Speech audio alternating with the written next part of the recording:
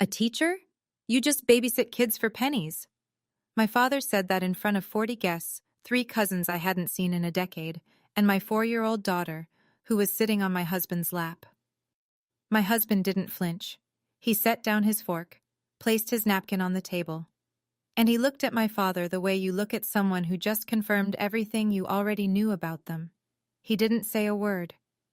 2 days later, my father would be sitting in a room full of 300 people, watching that same man receive something Gerald Whitfield could never buy with all the dealership money in Georgia. And for the first time in 67 years, my father had nothing to say. But I'm getting ahead of myself. What happened in those 2 days changed 5 relationships in my family, permanently. And it started with a phone call I should never have answered. Before I go on, please take a moment to like and subscribe, but only if you genuinely connect with this story. Drop your location and local time in the comments. I'm always amazed at where you all are watching from. My name is Cora. I'm 33. I'm a nurse in Savannah, Georgia. And this is the story of how my father tried to destroy my marriage at his own anniversary party, and how a quiet man in a $20 tie answered him without raising his voice. Now let me take you back 8 weeks ago, to the evening my mother's number appeared on my phone for the first time in 5 years. I was kneeling beside the bathtub, rinsing shampoo out of Lily's hair, when my phone buzzed on the tile floor. The screen said Mom, not Mom with a heart emoji like some people have, just Mom. Capital letters, no photo, no contact card. I deleted everything else 5 years ago. I only kept the number in case of an emergency, death or hospitalization. Those were the only 2 reasons I told myself I'd ever pick up. But I picked up anyway. Cora? Her voice was already wet, already trembling. My mother could cry on command. I'd known that since I was 12. But this sounded different, thinner, older. Hi, Mom. Your father and I, we're having our 45th anniversary. A big gathering, family, friends, the whole neighborhood. I didn't say anything. Lily splashed her rubber duck. He's different, Cora. He asks about you. Last Christmas he sat in Lily's nursery, the room we set up for her when you were pregnant. He just sat there. I closed my eyes. 5 years ago, my father had stood in his kitchen, the same kitchen where he taught me to scramble eggs, and given me an ultimatum. His exact words, "You drop that teacher, or you don't walk through this door again." I chose Nathan. The door slammed. 5 years of silence followed. Now Diane was filling that silence with tears. Lily deserves to know her grandparents. Megan's already talked to your father. Everyone's ready. You're the only one who hasn't come home. There it was, the framing. I was the holdout. I was the problem. I looked at Lily. She was 4 years old and had never met her grandparents. She didn't know their faces, their voices, the smell of my mother's lavender lotion. That was the weakness, and my mother knew exactly where to press. I'll think about it, Mom. That's all I'm asking, sweetheart. She hung up. Lily looked at me. Who was that, Mommy? I didn't answer right away.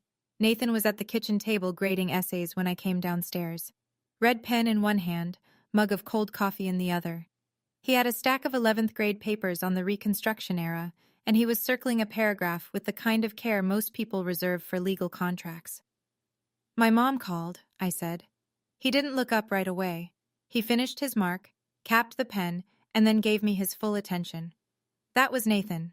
He never half listened. She wants us to come to their 45th anniversary. A big reunion. The whole family. When? Next Saturday. He was quiet for a moment. Not the hesitant kind of quiet, the thinking kind. If you want to go, he said, we go. But I need you to know something. I'm not going to pretend to be someone I'm not. I'd never ask you to. I know. I'm just saying it out loud. I sat across from him. Between the essay stacks, I noticed a large manila envelope, thick, official-looking, stamped with the Chatham County Board of Education seal. It was already opened, the letter halfway pulled out, then tucked back in like he'd read it and set it aside. What's that? I asked. Nathan glanced at it, slid it under a pile of papers. Nothing urgent, school stuff. I let it go. I had bigger things on my mind. Lily's never met them. I said. Not once. She's 4, Nathan. She doesn't even know what a grandparent is. He reached across the table and took my hand. Then let's give her the chance. That's reason enough. We decided that Friday. Drive up from Savannah, 4 hours to the little town outside Atlanta where I grew up. Stay the weekend. Come back Sunday or Monday. I didn't ask about that envelope. I wish I had. It would have saved me 2 days of thinking my husband didn't care about what my father said to him. The drive took 4 hours and 12 minutes. I know because Lily asked, "Are we there yet?" Exactly 17 times, and I counted every one. My parents' house hadn't changed. Ranch style, red brick, wide front lawn, American flag on the porch post. The same azalea bushes my mother planted when I was in middle school. The same cracked driveway where I learned to ride a bike. Everything frozen in place, like the house had been holding its breath for 5 years, waiting. My mother was at the door before we even parked. She came down the steps fast. Too fast for a 65-year-old woman who claimed her knees were giving out, and wrapped her arms around me. She smelled like lavender and hairspray. She held on for a long time, crying into my shoulder. "Oh, Cora. Oh, my girl." My father stood behind her in the doorway. He was wearing his good khakis and a polo shirt, his version of dressing up. He looked older, thinner in the shoulders. He nodded at Nathan, then extended his hand. Nathan shook it. The handshake lasted maybe 2 seconds. Then Gerald saw Lily. He crouched down, slowly, knees cracking, and opened his arms. "Well, who is this pretty little lady?" Lily looked up at me. I nodded. She walked to him. He picked her up and she giggled, and something inside me softened against my will. Inside, Diane had set out sweet tea and pound cake. The house smelled like lemon cleaner and pot roast. Normal. Safe. Almost. But in the living room, I noticed something. An extra place setting. A chair with a new cushion, a glass of water already poured, positioned right next to where I'd be sitting. "Who's that for?" I asked. Diane's eyes flickered. "Oh, a family friend is stopping by tomorrow." She changed the subject fast. Too fast. That empty chair. I should have paid more attention to it. Friday night. Just the 6 of us. Gerald, Diane, Megan, Nathan, Lily, and me.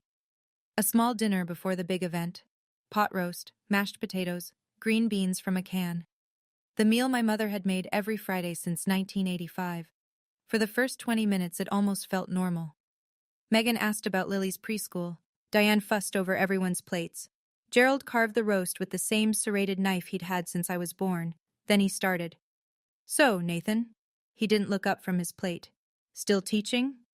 The way he said still, like it was a chronic condition. Like Nathan had been diagnosed with something, and everyone was just waiting for the remission. "Yes, sir.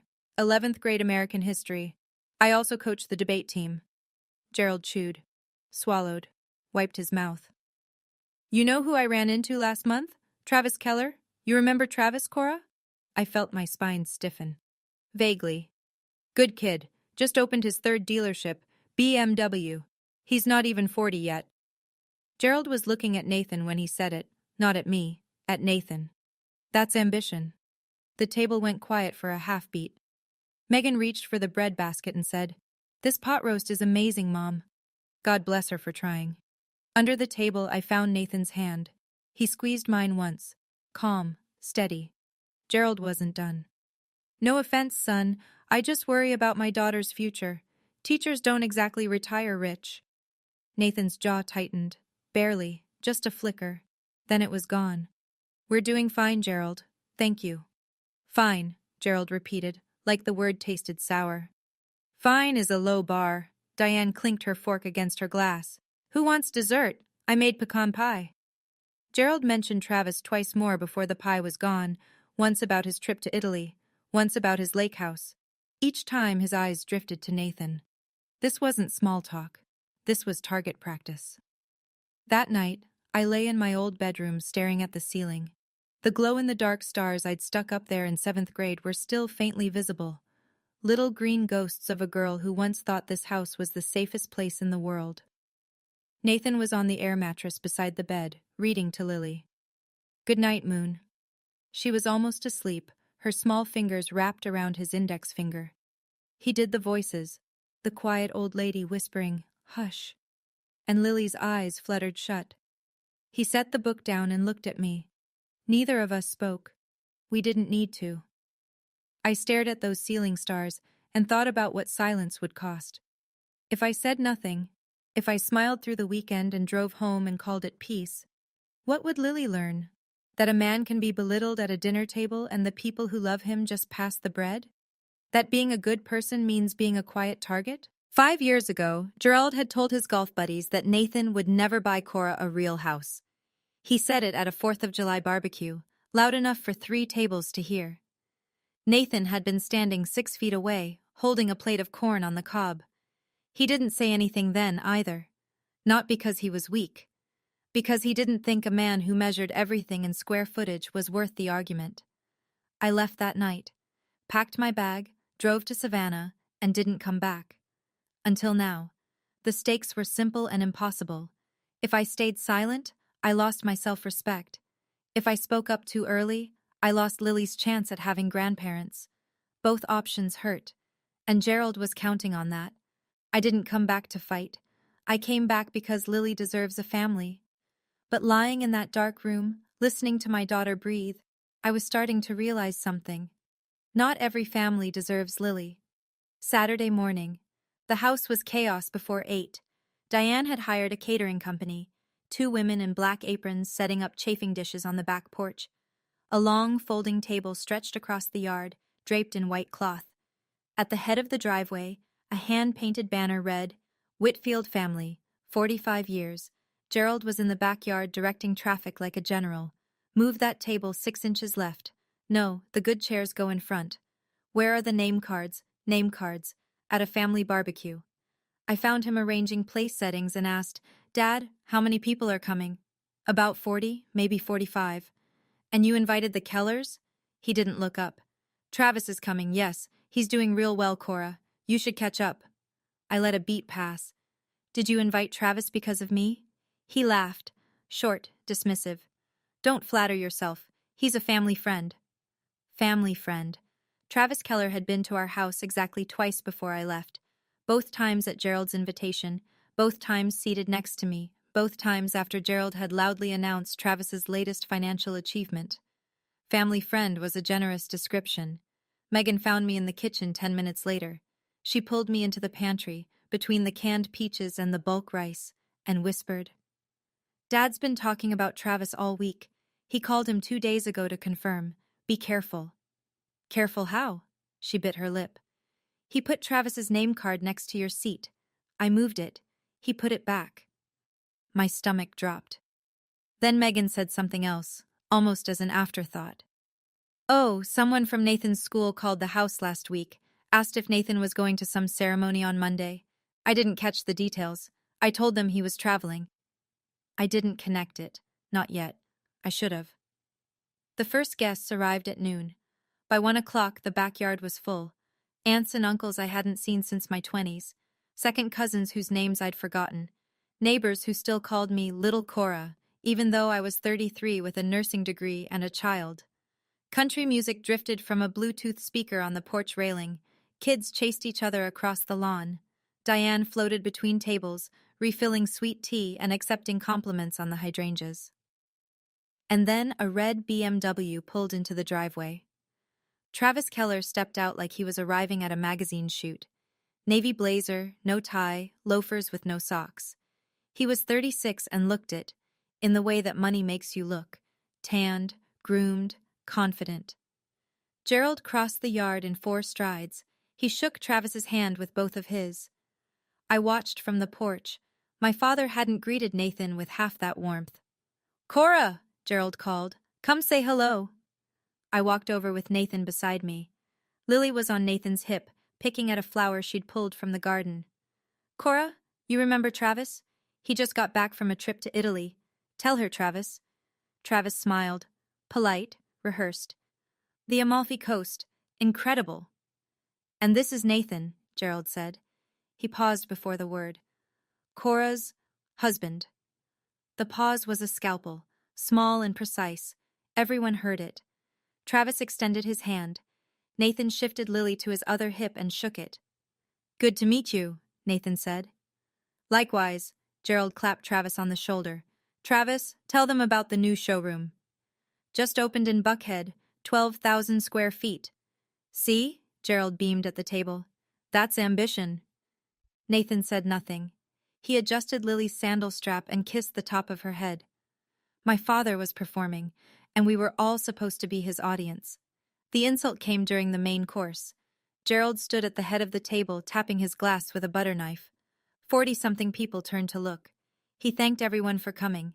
He thanked Diane for 45 years. He thanked God, the caterer, the weather. He was good at this, the public performance of a family man. Then he turned to our end of the table. His eyes landed on Nathan like a searchlight. Nathan, why don't you tell everyone what you do? It wasn't a question. It was a setup. I could feel it the way you feel thunder before you hear it. Nathan set his fork down gently. I'm a high school history teacher, in Savannah. Gerald tilted his head. Let the silence cook for a beat. A teacher?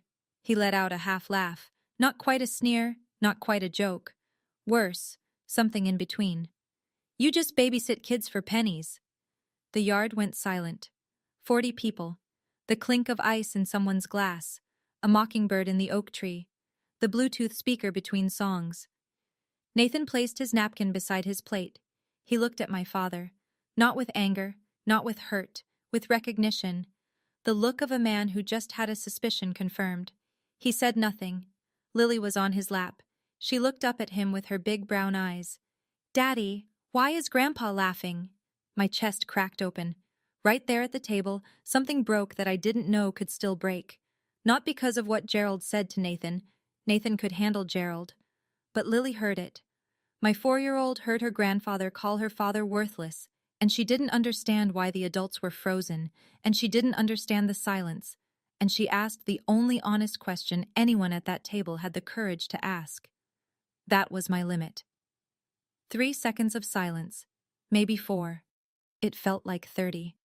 Aunt Ruth looked down at her potato salad like it held the secret to time travel. Uncle Jim cleared his throat. Diane reached for her glass and missed it by an inch. I opened my mouth. My voice came out steadier than I expected. Dad, Nathan is the hardest working person I know. You owe him an apology. Gerald didn't blink. I'm just stating facts, Cora. I didn't get where I am by being sensitive. This isn't about being sensitive. This is about basic decency. He waved his hand, the same hand gesture he used to dismiss salespeople at his dealership. Lighten up. It was a joke. Diane stood. Let's not ruin the party. Gerald, come help me with dessert. She was already walking toward the kitchen, her heels clicking on the patio stones, pulling the disaster behind her like a curtain. No one moved. Travis sat 2 chairs away, swirling his wine, studying the label like it was the most fascinating thing he'd ever read. Not one person at that table said a word in Nathan's defense. Not one. Gerald straightened his collar. No offense, Nathan, but in this family, we build things. We don't babysit. Nathan looked at him for one more second. Then he turned to Lily. Hey, sweetheart. His voice was soft, warm, completely unchanged. You want to go see the fireflies in the yard? Lily's face lit up. Yes! He lifted her off his lap, took her hand, and they walked across the lawn together, past the banner that read Whitfield Family. 45 years. Past the catering table, past the 40 guests who watched them go and then turned back to their plates as if nothing had happened. That was the moment I realized this family didn't just fail to protect us. They participated. I wanted to leave that night. I told Nathan while Lily slept between us on the air mattress, her small chest rising and falling like a metronome. My voice was a whisper, but the anger wasn't. We're leaving tomorrow morning. First thing. I'm done. Nathan propped himself on his elbow. In the dark, I could only see the outline of his face. I need to ask you something, he said. Can we stay until Monday? I almost laughed. Monday? Why would you want to spend one more minute in this house? We won't be in this house. We'll be in Savannah. He reached over to his bag on the floor and pulled out the manila envelope, the one from the kitchen table back home, the one stamped with the Chatham County Board of Education seal, the one I saw and didn't ask about. He handed it to me. I opened it in the faint light from the window. A formal letter, embossed letterhead, words I had to read twice to believe. Teacher of the Year? Chatham County. The ceremony is Monday afternoon at the Civic Center. I stared at him. Nathan, when did you find out? 3 weeks ago. 3 weeks. And you didn't tell me? He was quiet. Then, I didn't want you to think I was trying to prove something to your father. That's not what this is about. It was never about him. Then what is it about? My students wrote letters. My principal said they've been planning this for months. I wasn't going to go. But Marcus, you remember Marcus Hall? He called me yesterday and said he's flying in from Atlanta to speak. I held the letter against my chest in the dark. My husband had been carrying this in his bag the entire trip and hadn't said a word. Not when Gerald called him a babysitter, not when 40 people looked away. He didn't need Gerald's approval. He never had. Sunday morning. Megan texted me at 7. Coffee? That place on Main? I left Nathan and Lily asleep and drove to a small diner 2 blocks from the house. Megan was already in a corner booth, hands wrapped around a mug, looking like she hadn't slept. I need to tell you something, she said before I sat down. Okay. Dad planned this, all of it. I slid into the booth. Planned what exactly? Travis, the seating, the question about Nathan's job. She lowered her voice. 2 weeks before the reunion, Dad called Travis directly. I was in the hallway. He said, and I'm quoting, I want you there, sitting next to Cora, so she can see what she could have had. I let that land. There's more, Megan said. He told people, Mrs. Patterson, the Hendersons, the Lyles, that you and Nathan were having problems, that you were probably getting a divorce soon. He said it like it was fact. That's a lie. We're not having any problems. I know, but he said it 3 weeks ago, before you even agreed to come. She looked at me. Don't you see? He set the stage. If you showed up without Nathan, it confirmed his story. If you showed up with Nathan, he'd embarrass him until you wished you hadn't. The coffee was bitter, and my hands were shaking. Why didn't you tell me sooner? Megan's eyes went glassy. I've been living under his roof my whole life, Cora. I didn't know how to say no to him. I still sleep in my childhood bedroom. I'm 37. She wiped her eyes with her napkin. I should have called you. I'm sorry. I reached across the table and held her hand. My sister. My complicated, complicit, frightened sister. For the first time, I saw her not as Gerald's ally, but as his other prisoner. This wasn't a reunion. It was a courtroom, and Nathan had been the defendant before he ever walked through the door. Okay, I need to pause the story for a second. Looking back on that Sunday morning at the coffee shop with Megan, that was the moment I realized this was never about Nathan's salary. It was never about money. It was about control. My father couldn't stand that I chose someone he didn't pick for me. He built an entire evening around punishing me for it. So let me ask you, why do you think Gerald went to all that trouble? The seating chart, Travis? The lie about my marriage? Drop your answer in the comments. I genuinely want to know what you think his real motivation was. All right, let me get back to what happened next. I went back to the house after coffee with Megan. I thought about packing the car. I thought about it hard. But Sunday brunch was already underway. About 15 people, the overnight relatives, a few neighbors who wandered back, gathered around the dining room table. Scrambled eggs, biscuits, grits, and Gerald at the head, holding court. Nathan was helping Lily cut her pancake into triangles. He was wearing the same calm expression he wore in his classroom. Steady, present, unreachable.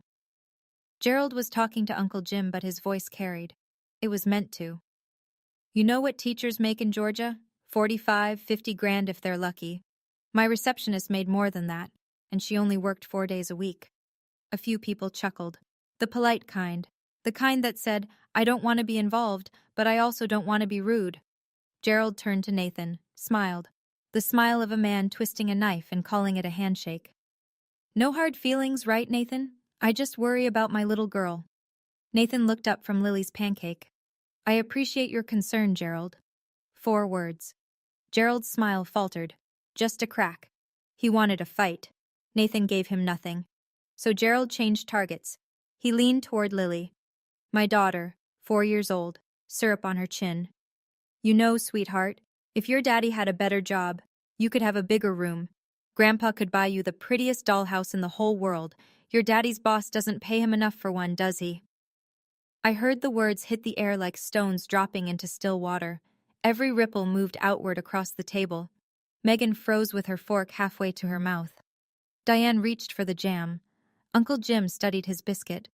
And something inside me went very, very quiet. The kind of quiet that comes right before a decision you can't take back. I stood up. Not fast, not dramatic. I set my napkin beside my plate, pushed my chair back, and stood the way you stand when you've made a decision that's been building for 5 years and 3 seconds. Dad. He looked at me, still smiling, still performing. You will not talk to my daughter about her father that way. Not today. Not ever. The smile dimmed. I'm just being honest, Cora. No, you're being cruel, and you're doing it in front of a 4-year-old. Diane's hand shot across the table toward mine. Cora, don't make a scene. Mom. I looked at her. A scene was made the second Dad decided to humiliate my husband at his own anniversary party. I just wasn't the one who made it. The room went tight. 15 people breathing shallow. Uncle Jim set down his fork. Aunt Ruth pressed her lips together and stared at the tablecloth. Then Megan did something I never expected. She stood up. She didn't say a word. She just pushed her chair back and walked around the table until she was standing beside me, shoulder to shoulder. It was a small thing, 6 steps and a change of position. But in this family, where geography at the table was politics, it was seismic. Gerald's face shifted. The performance cracked. You're choosing a teacher over your own family. His voice dropped low. Not shouting. Worse. Cold. Again. I looked at him. My father, 67 years old, standing at the head of his table in his own house, surrounded by people who were afraid to disagree with him. I'm choosing my family, I said. Nathan and Lily are my family. He held my gaze. I held his. You don't get to define my family's worth by the size of a paycheck. The silence after that sentence was the loudest sound in the room. Gerald's neck went red. It started below his collar and climbed like a vine. If you walk out that door, he said, don't come back. I almost smiled. Almost. Because he'd said those exact words to me 5 years ago, in this exact house, with that exact tone. And here we were, same script, same man, same threat. You said that 5 years ago, Dad. I survived. I turned to Nathan. He was already standing, Lily on his hip. Our bag was by the door. He'd packed it that morning, quietly, without being asked. Because Nathan always knew before I did when it was time to go. We walked to the front door, 15 people at the table, and not one of them moved. Not to stop us, not to follow, except Diane. She caught my arm in the hallway. Her mascara was running. Please don't go, he'll calm down. He doesn't need to calm down, Mom. I turned to face her. He needs to change, and you need to stop making excuses for him. She opened her mouth, closed it, opened it again. Nothing came out. Nathan buckled Lily into her car seat. I loaded the bag into the trunk. The Georgia sun was brutal and indifferent. Megan came through the front door, walking fast. She leaned into my open car window, eyes red, voice barely above a whisper. I'll call you tonight. I squeezed her hand through the window. Then I put the car in reverse. As we backed out of the driveway, I looked in the rearview mirror. Gerald was standing on the porch, arms crossed, jaw set. Diane was beside him, clutching a dish towel. Neither of them waved. Lily's voice came from the back seat, small, clear. Are we going home, Mommy? Nathan turned around and smiled at her. Not yet, Ladybug. Daddy has something to do tomorrow. I didn't know it yet, but tomorrow would be the day everything shifted. We drove to a motel 20 minutes from my parents' house. I didn't want to make the 4-hour drive to Savannah that night. Not upset, not in the dark with Lily in the back seat. We'd leave first thing Monday morning. Nathan didn't push. He carried Lily inside, tucked her into the stiff motel bed, and sat on the edge while she fell asleep with her stuffed elephant. Are you okay? I asked from the doorway. He looked at me. I'm better than okay. I just didn't want Lily to hear those things. She's 4, she won't remember. She might. We didn't sleep much. We lay in the dark and listened to the ice machine hum outside the door. At some point, I rolled over and said, "I'm proud of you." And Nathan said, "I didn't do anything." And I said, "I know. That's why." Monday morning. We were on the road by 7, 4 hours to Savannah. Lily fell asleep before we hit the interstate. At 11, we pulled into our driveway. Nathan showered, put on his good shirt, the white Oxford he wore to parent-teacher conferences, a navy tie, the $20 tie I bought him at Marshall's 3 Christmases ago.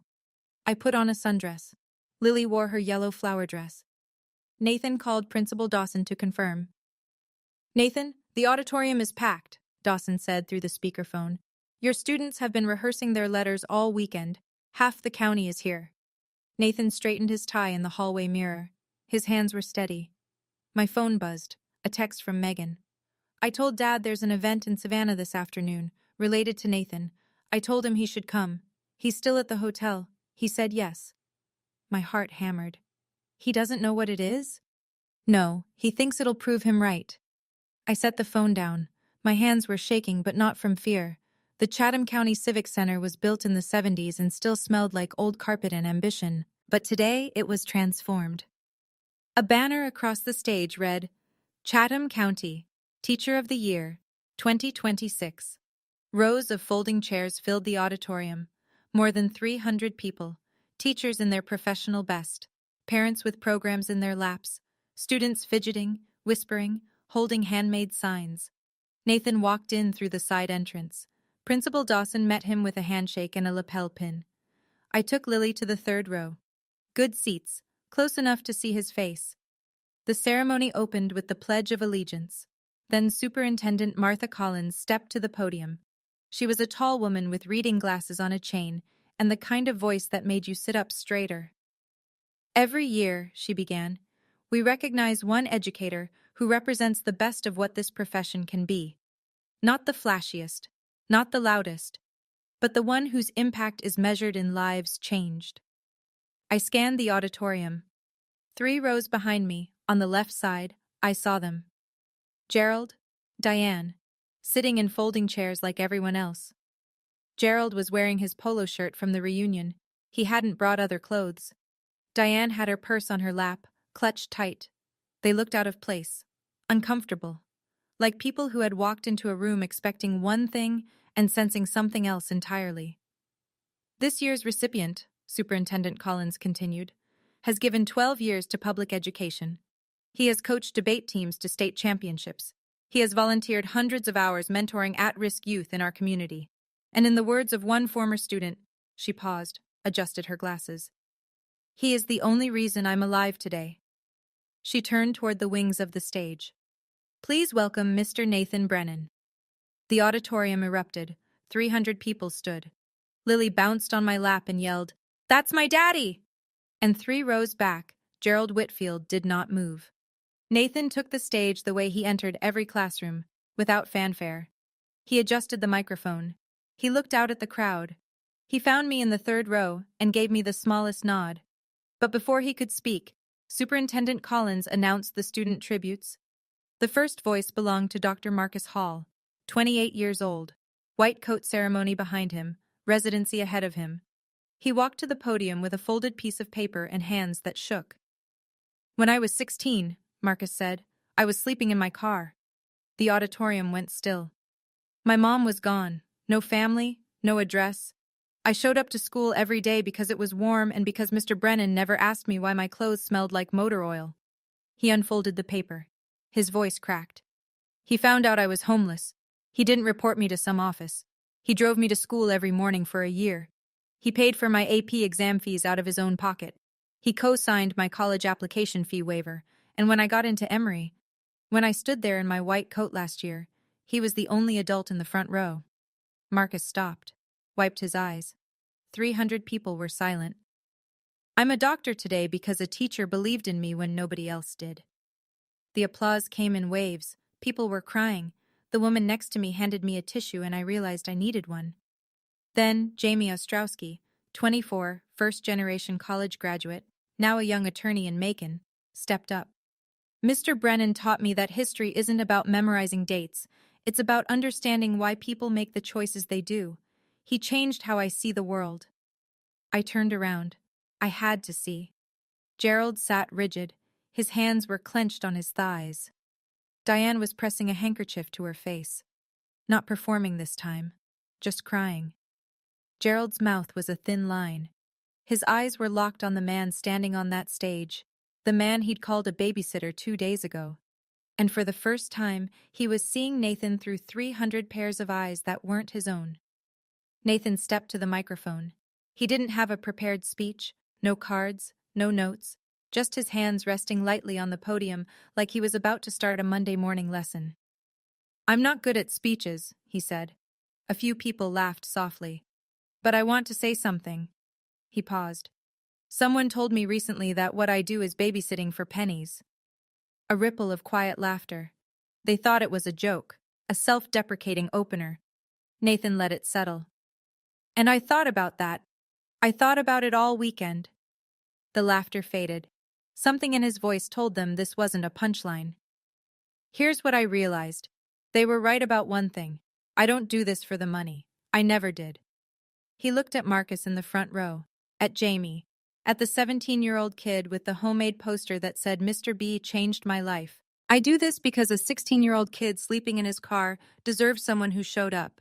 I do this because every child in my classroom deserves to know that their potential isn't measured by their parents' bank account." He paused. The auditorium was so quiet I could hear the air conditioning hum. A teacher's pay doesn't define a teacher's worth, and neither does anyone's opinion. 300 people stood. The ovation rolled through the room like weather, starting in the back and sweeping forward until everyone was on their feet. Students, parents, teachers who knew exactly what Nathan meant because they lived it every day. Nathan looked down at us, at me, at Lily, who was clapping with her whole body, bouncing on my lap, yelling, "Yay, Daddy!" He smiled. Just for us. He didn't look at Gerald. He didn't need to. The message had already landed. The lobby afterward was a slow-moving river of handshakes and camera flashes. Nathan stood near the exit, surrounded by parents and students who wanted photos, signatures on programs, a chance to say thank you. He shook every hand. He remembered every name. I was holding Lily when I saw Gerald approach. He walked through the crowd like a man who'd forgotten how to use his legs. Diane was behind him, one hand on his elbow, guiding him.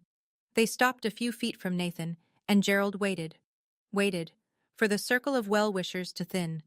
When it did, Gerald stepped forward. "Nathan." Nathan turned. His face was neutral.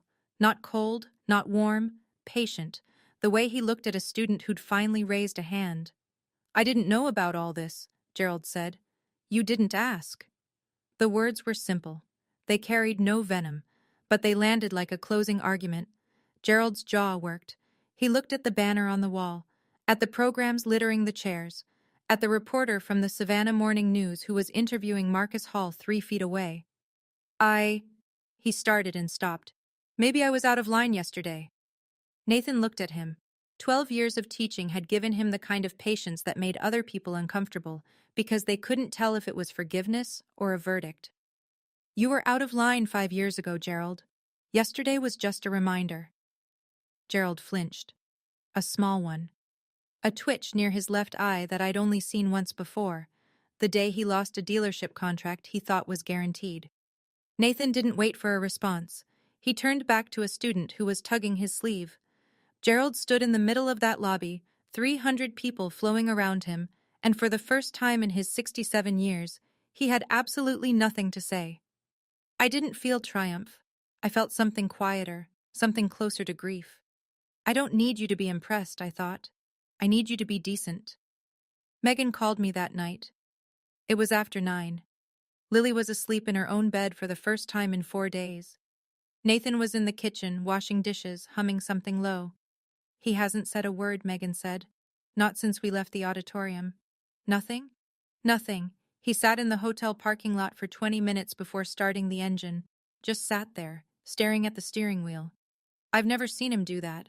Dad always has something to say. Always." I leaned against the kitchen doorframe and watched Nathan scrub a pot. On the drive back, Megan continued, he pulled into a gas station, got out, stood by the pump, and didn't pump gas. He just stood there, then he got back in. What about Mom? She's been crying. The real kind this time. She called your name twice in the car when she thought I wasn't listening. I closed my eyes. And then, Megan said, about an hour from home, Dad finally spoke. He said one thing. What? He said, that kid, the doctor. He called Nathan the only adult who showed up. I waited. That's it, Megan said. Then he went quiet again. I pressed my palm to my forehead. This was not the Gerald I knew. The Gerald I knew would have driven home, poured a bourbon, and crafted an argument for why the ceremony meant nothing. The Gerald I knew didn't go silent. It's not an apology, I said. No, it's not. But it's something. It's the most I've ever seen from him. We sat in the quiet for a moment. Two sisters on opposite ends of a phone line, trying to figure out if a 67-year-old man could bend without breaking. I've never seen Dad look small before, Megan said. He looked small tonight. I didn't know if that made me feel better or worse. The article ran Wednesday. Savannah Morning News. Local teacher named Chatham County Teacher of the Year. A full half page in the community section. Nathan's photo, the one they took on stage with the plaque. Marcus beside him, beaming. A pull quote in bold. I'm a doctor today because a teacher believed in me when nobody else did. The reporter had called Nathan on Tuesday for a follow-up. She asked about the mentorship program he ran on weekends. She asked about the debate team's state championship run. She asked how it felt to be recognized. Nathan said, the recognition belongs to my students. I just open the door. They walk through it. That quote made it into the article too. And then Megan did something small and deliberate. She shared the article on Facebook, tagged nothing, wrote nothing, just the link, posted it, and walked away. Within 2 days, every person in my parents' social circle had seen it. The Hendersons, the Lyles, the women from Diane's garden club, the men Gerald played cards with at the VFW, and Mrs. Patterson. She called Diane on Thursday morning. Megan told me about it later. I saw the article, Mrs. Patterson said. Nathan seems like a wonderful man. I have to say, Diane, Gerald told me they were having problems, told me Cora was getting a divorce. Dead silence on the line. That doesn't look like a woman getting a divorce. That looks like a woman standing behind her husband at a ceremony in front of 300 people. Diane didn't know what to say. She stammered something about miscommunication. Mrs. Patterson wasn't buying it. Gerald's careful story, the one he'd been whispering for weeks, collapsed overnight. He didn't need anyone to expose him. The truth did it on its own, printed in black and white on page B4 of the local paper. The babysitter made the front page. The car dealer made excuses. He called on a Saturday. 1 week after the reunion. 7 days of silence, which for Gerald Whitfield was a geological event. Cora. His voice was different. Not smaller, not apologetic, just uncertain. I'd never heard my father uncertain. It sounded like a language he'd just started learning. Hi, Dad. A pause. I could hear the clock in his study, the grandfather clock my mother had inherited from her aunt. It ticked loud enough to fill the gaps in any conversation, which was probably why Gerald liked making calls from that room. I'm not going to say I was wrong about everything, he cleared his throat, but I was wrong about that, about what I said at dinner. Which time, Dad? Saturday or Sunday? Or 5 years ago? He was quiet long enough for the clock to tick 9 times. I counted. All of them. I leaned against the kitchen counter. Nathan was in the living room reading to Lily. I could hear him doing the voice of the Gruffalo. I appreciate you saying that, I said. But words don't fix this. You talked about my husband like he was nothing, in front of your granddaughter. I know. You told your friends I was getting a divorce. I know. You invited Travis to sit next to me like you were casting a role. He didn't deny it. If you want a relationship with Lily, I said, it starts with respecting her father, not tolerating him, respecting him. I'll try. Trying isn't enough. I need you to actually do it. And if you can't, then we'll keep our distance. Lily won't grow up thinking it's okay to be treated the way you treated Nathan. The clock ticked. Gerald exhaled. Okay, Cora. Okay. I hung up. No tears, no hugging, no dramatic music. Just a line drawn in clear, calm language. A boundary that should have existed 5 years ago. Love without respect is just control with a nicer name. I want to step outside the story for a moment. When my father said, "I'll try," part of me wanted to believe him. But I've been here before. 5 years ago, my mother said things will be different, and nothing changed. The same patterns, the same control. So here's what I want to ask you. If you were in my position, what would you need Gerald to actually do? Not just say, to earn back your trust. I'm still figuring that out. Tell me in the comments. I read everyone. Okay, let me tell you what happened in the weeks that followed. 2 weeks later, Megan called me with news. I signed a lease. A lease? An apartment, in Savannah. A one-bedroom near Forsyth Park. I move in Saturday. I sat down on the porch steps. My sister, who had lived under Gerald Whitfield's roof for 37 years, who had slept in her childhood bedroom through college and graduate school and 2 failed relationships, who had asked our father's permission to buy a car at age 34, had signed a lease on her own apartment. Meg.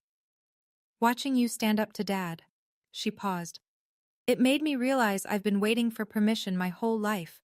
From him, from Mom, from everyone, and nobody was ever going to give it to me. She moved that Saturday. Nathan and I helped carry boxes. Lily helped by sitting in an empty moving box and pretending it was a spaceship. Megan hung a print on her living room wall that night. It said, "Not my circus, not my monkeys." I laughed until I cried. As for Gerald and Diane, we set rules. Simple, non-negotiable. Every visit required both Nathan and me to agree. No surprises. Nathan's name would be spoken with respect. At the table, on the phone, in conversations with friends. If we heard otherwise, we'd hear about it and the visits would stop. Travis Keller would not be mentioned, invited, or referenced.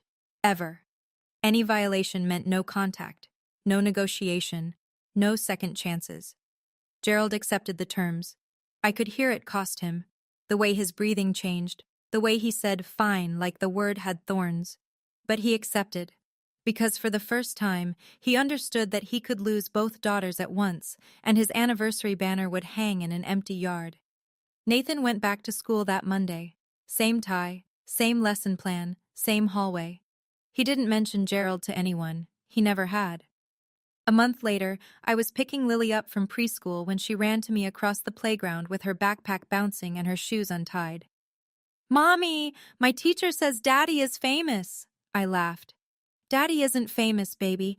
He's just good at what he does." She thought about that for a second, tilted her head the way she does when she's working through a big idea. Is that the same thing? I stopped walking.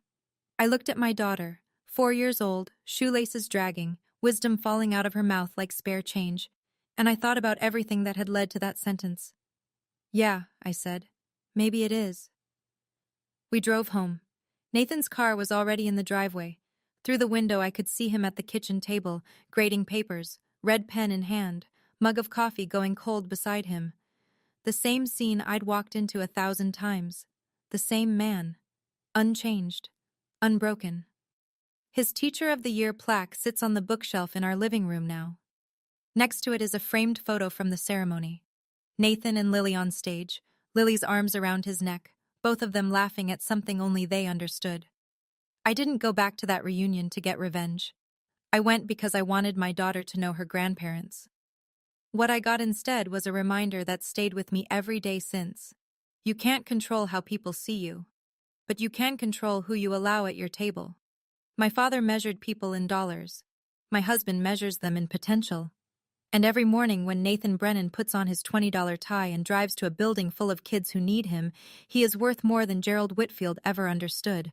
Respect isn't earned by a bank statement. It's earned by showing up, especially when no one's watching. That's my story. Thank you for staying until the end. It means more than you know. If you've ever had to set a boundary with someone you love, a parent, a sibling, someone who was supposed to be in your corner, I'd love to hear how you handled it. And if this story reminded you of someone who deserves more respect than they're getting, share it with them. There's another story waiting for you in the description. It's about a woman whose in-laws tried to take credit for everything she built. I think you'll connect with it. Hit subscribe so you don't miss it. I'll see you there.